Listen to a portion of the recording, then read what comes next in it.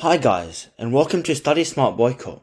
My name is Zach, and my mission is to help students achieve the highest potential academically through a systematic approach that guarantees greater results.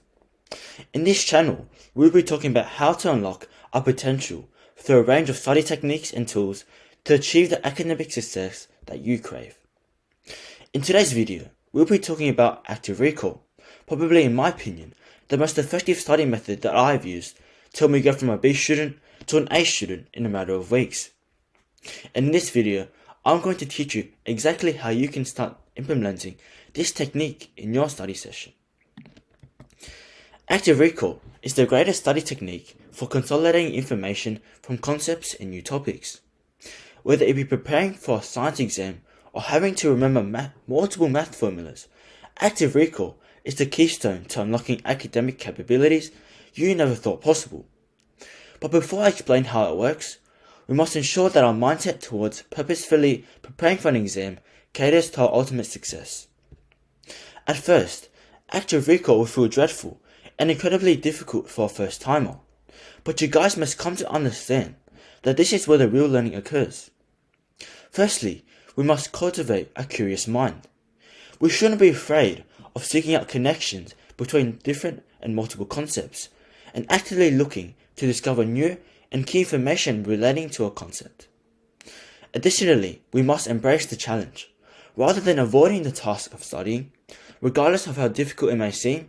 Fully embrace them as opportunities for growth and personal development. Lastly, focus on progress, not perfection, by setting realistic goals and not being afraid to celebrate these small victories along our academic preparation. Before diving into active recall, establishing a sturdy grasp of fundamental concepts is paramount. I believe that this foundational understanding lays the groundwork for tackling more complex topics effectively and ensures comprehensive learning. Here's how it works. So you receive your notification for an upcoming exam, and there is a list of all the things that you'll be tested on. The next step is that you create questions aligned with those learning objectives in order to test yourself on the content required to understand for the upcoming task. Looking at the picture on the right, some examples or types of questions you can include vary from definitions of keywords, providing examples of a certain concept, or being able to recall key information for a short answer question. Next, you will set a stopwatch beside you and then begin to start answering these questions in a blank workbook of some sort. Once you have finished attempting all of these questions, stop the stopwatch and go back to the answers you have just written. Have nearby any resources such as worksheets in class, online assignments where you have been working on, that include the answers to these questions, and closely compare how you did to the actual answer.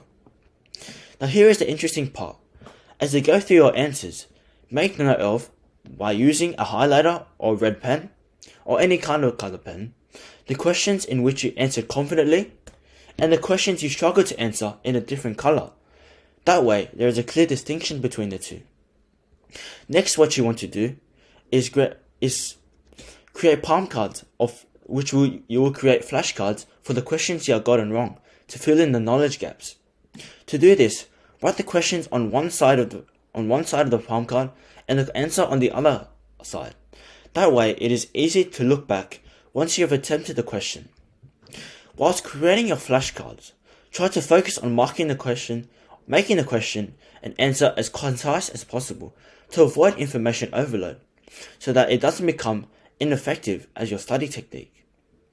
Also, a tip for you guys is to precisely schedule what you'll be studying on any given day. Perhaps on one day, you'll practice all your questions that you have made for yourself, and the next day you practice just the questions you had gotten incorrect. Possibly on the third day, you'll be gathering research about the areas you already have known to consolidate that information in your brain. These could include watching additional videos online or creating a study document for each criteria. You always want to vary what you study slightly each day to avoid the studying experience from getting boring or even unengaging. Also, one thing to note, if you want to achieve success in your studies, is incorporating spatial repetition into your study schedule.